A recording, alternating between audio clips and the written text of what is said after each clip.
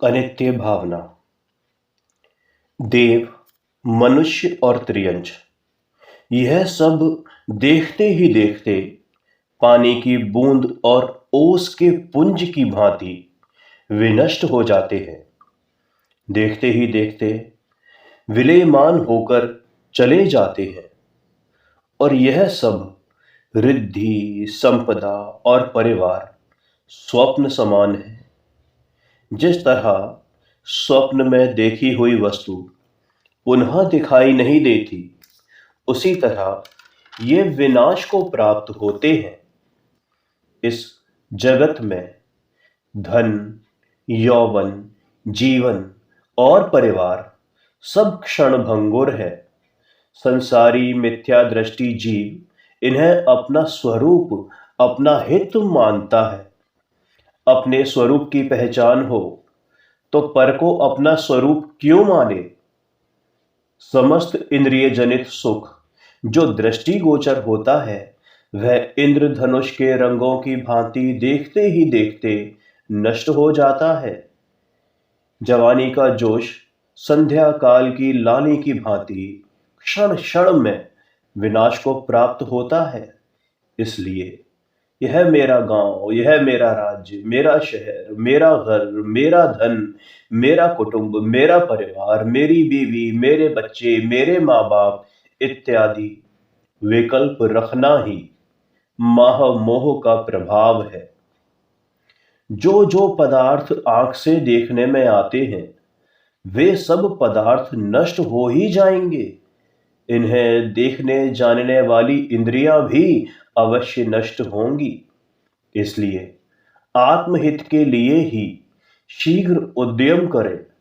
जैसे एक जहाज में अनेक देशों और अनेक जातियों के मनुष्य इकट्ठे होकर बैठते हैं और फिर किनारे पर पहुंचकर विविध देशों की ओर चले जाते हैं, वैसे कुल रूप जहाज में अनेक गतियों से आए हुए प्राणी एक साथ रहते हैं और फिर आयु पूरी होने पर अपने अपने कर्म अनुसार चारों गतियों में जाकर उत्पन्न होते हैं।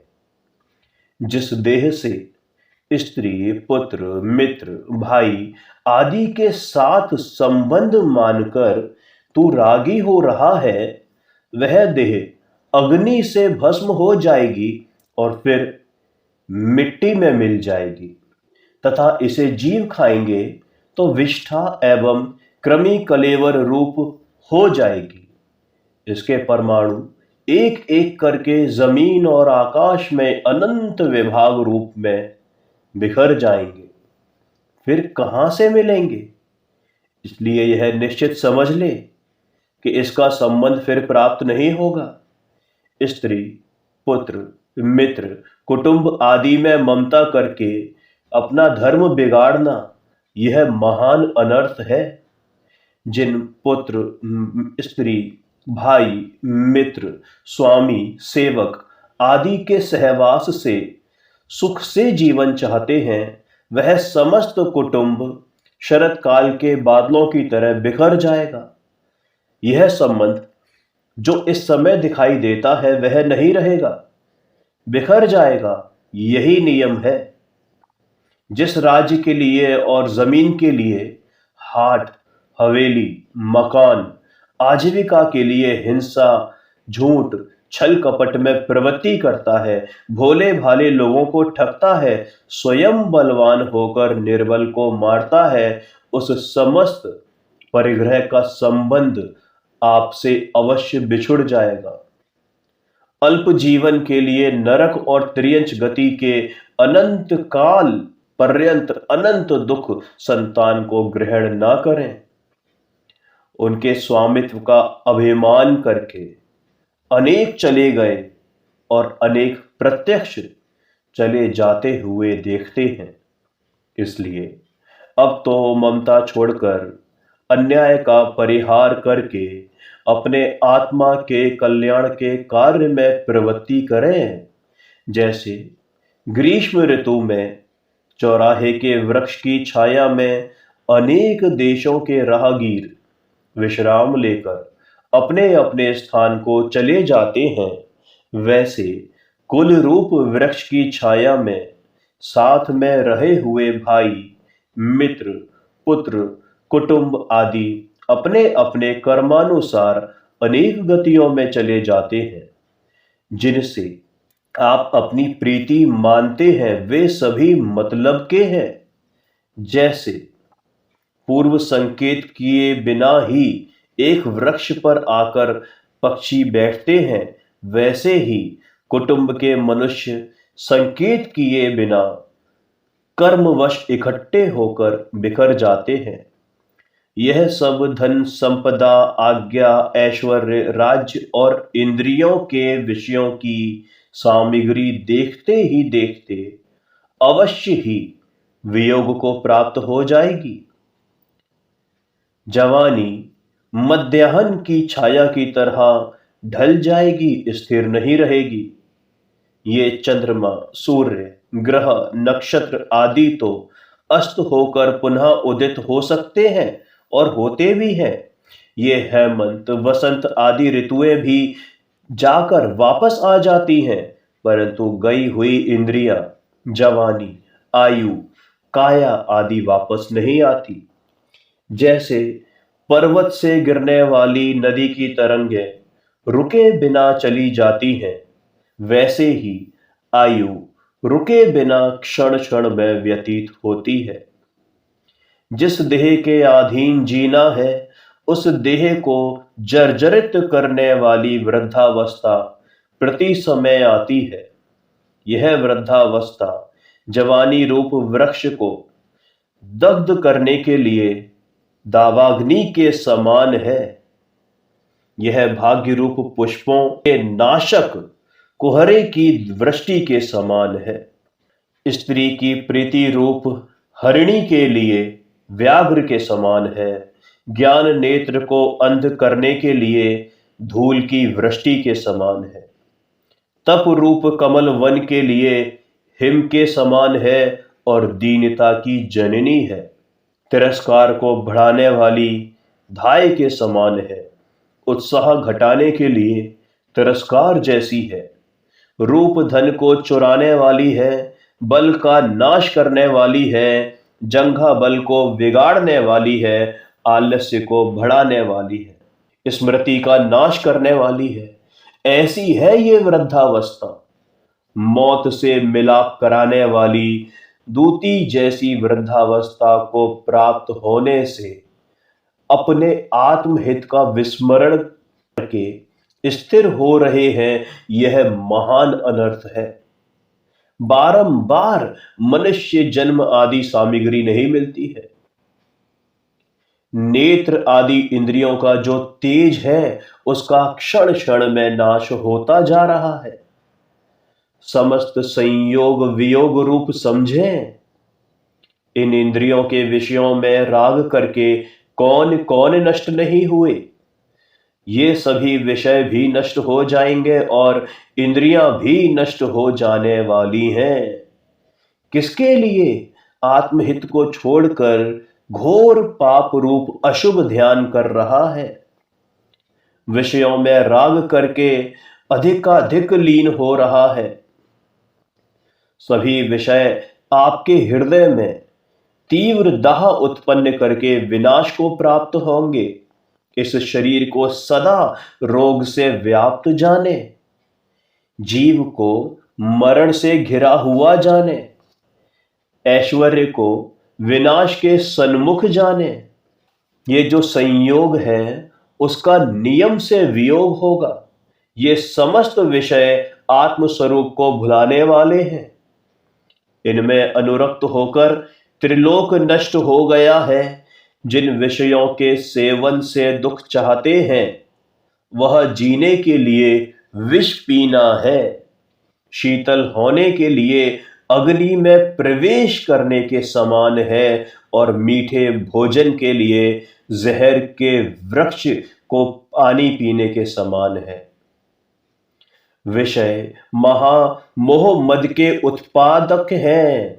उनका राग छोड़कर आत्म कल्याण करने का यत्न करें।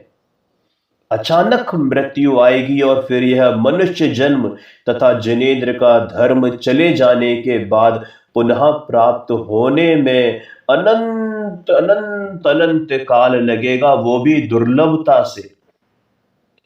जैसे नदी का प्रवाह निरंतर चला जाता है फिर नहीं आता, वैसे ही ये आयु, काया, रूप, रंग, बल, लावण्य और इंद्रिय शक्ति चले जाने के बाद वापस नहीं आती।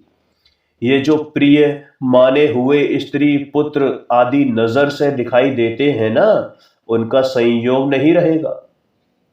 स्वप्न संयोग के समान जानकर इनके लिए अनीति पाप छोड़कर शीघ्र ही संयम धारण कर वह इंद्रजाल की भांति लोगों में भ्रम पैदा करने वाला है। इस संसार में धन, यौवन, जीवन, स्वजन और परजन के समागम में ये जीव अंधा हो रहा है। यह धन संपत्ति चक्रवर्तियों के यहां भी स्थिर नहीं रही, फिर दूसरे पुण्यहीन जीवों के यहां कैसे स्थिर रहेगी। यौवन वृद्धावस्था से नष्ट होगा, जीवन मरण सहित है, स्वजन परजन वियोग के सन्मुख है।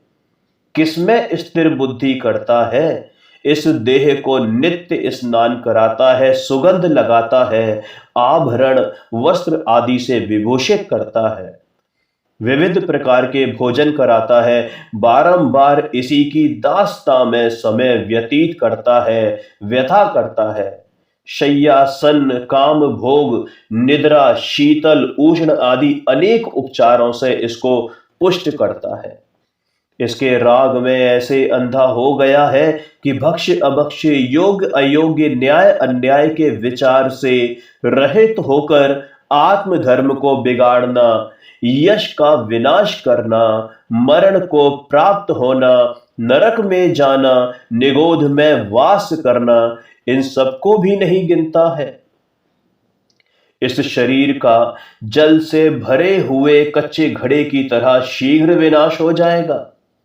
इस देह का उपकार कृतघ्न के उपकार की भांति विपरीत फलित होगा। सर्प को दूध मिश्री का पान कराने के समान अपने को महान दुख, रोग, क्लेश, दुर्ध्यान, असंयम, कुमरण और नरक के कारण रूप शरीर का मोह है, ऐसा निश्चय पूर्वक जानो।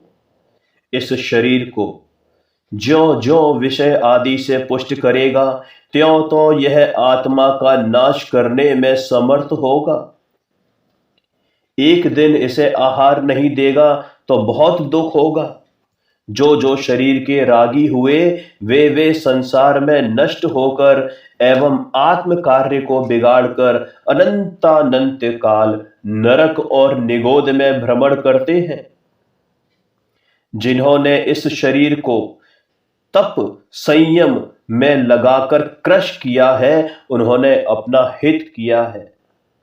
ये इंद्रियां ज्यों ज्यों विषयों को भोगती हैं, त्यों त्यों तृष्णा को बढ़ाती हैं।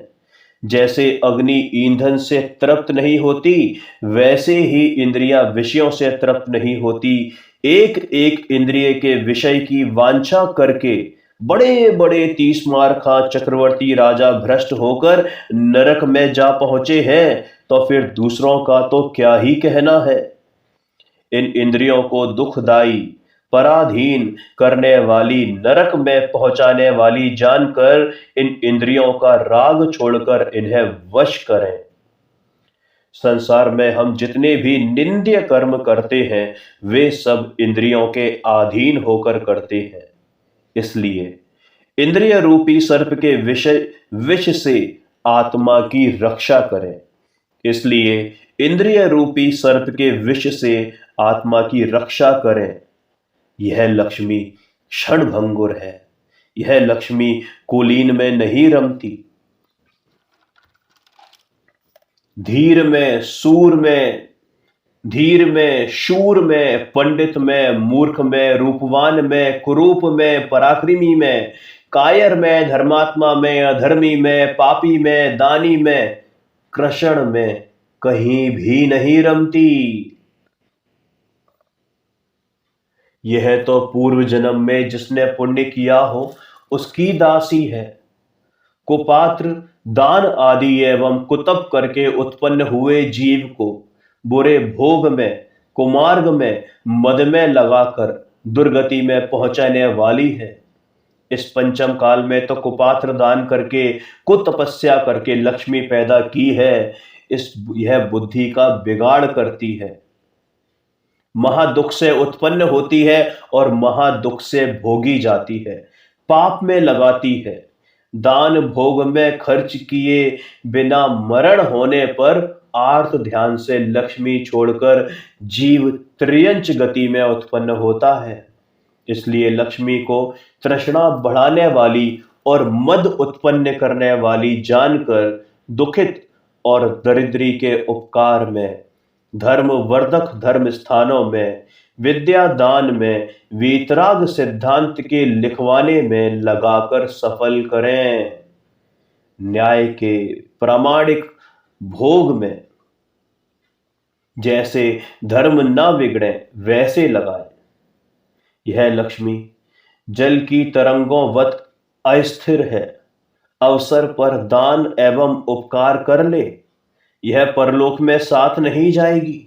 इसे अचानक छोड़कर मरना पड़ेगा।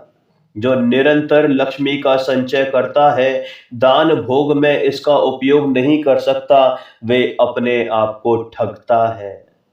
पाप का आरंभ करके, लक्ष्मी का संग्रह करके, महामूर्छा से जिसका उपार्जन किया है, उसे दूसरे के हाथ में देकर अन्य देशों में व्यापार आदि से बढ़ाने के लिए उसे स्थापित करके जमीन में अति दूर गाड़कर और दिन रात उसी का चिंतन करते करते दुर्ध्यान से मरकर दुर्गति में जहां पहुंचता है। दूर जमीन में गाड़कर लक्ष्मी को पत्थर सा कर दिया है। जैसे जमीन में दूसरे पत्थर पड़े रहते हैं, वैसे लक्ष्मी को समझ। राजा के, उत्तराधिकारी के तथा कुटुंब के कार्य सिद्ध किए, परंतु अपनी देह तो भस्म होकर उड़ जाएगी, इसे प्रत्यक्ष नहीं देखता। इस लक्ष्मी के समान आत्मा को ठगने वाला दूसरा कोई नहीं है। जीव अपने समस्त परमार्थ को भूलकर लक्ष्मी के लोभ का मारा मारा दिन रात घोर आरंभ करता है, समय पर भोजन नहीं करता है, इतनी टेंशन में रहता है, सर्दी गर्मी की वेदना सहन करता है, रागादि के दुख को नहीं जानता, चिंतातुर होकर रात को नींद नहीं लेता। लक्ष्मी का यह लोभी यह नहीं समझता कि मेरा मरण हो जाएगा तो लक्ष्मी यहीं के यहीं रह जाएगी।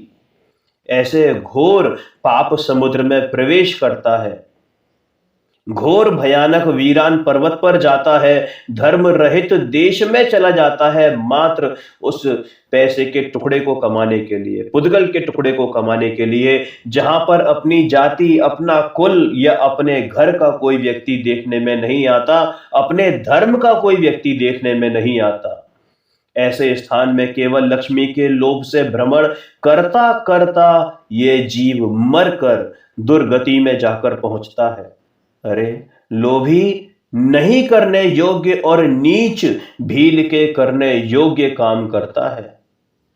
अतः तू अब जिनेंद्र देव के धर्म को पाकर संतोष धारण कर, अपने पुण्य के अनुरूप न्याय मार्ग को प्राप्त होकर, धन का संतोषी होकर, तीव्र राग छोड़कर, न्याय के विषय भोगों में और दुखित, बुभुक्षित, दीन एवं अनाथ के उपकार के लिए दान एवं सम्मान में लक्ष्मी को लगा। इस लक्ष्मी ने अनेकों को ठगकर दुर्गति में पहुंचाया है। लक्ष्मी का संग करके जीव के जीव अचेत हो रहे हैं। पुण्य के अस्त होते ही यह भी अस्त हो जाएगी। जीव का लक्ष्मी का संग्रह करके मर जाना ऐसा लक्ष्मी का फल नहीं है। इसके फल है केवल उपकार करना और धर्म का मार्ग चलाना। जो इस पाप रूप लक्ष्मी का ग्रहण नहीं करते वे धन्य हैं और जिन्होंने इसे ग्रहण करके इसकी ममता छोड़कर क्षण मात्र में इसका त्याग कर दिया, वे और भी ज्यादा धन्य हैं। अरे विशेष क्या लिखे, इस धन यौवन जीवन कुटुंब के संग को पानी के बुलबुले के समान अनित्य जानकर आत्महित रूप कार्य में प्रवृत्ति कर। संसार के जितने जितने संबंध हैं उतने उतने सभी विनाशी हैं। इस प्रकार अनित्य भावना का विचार करें।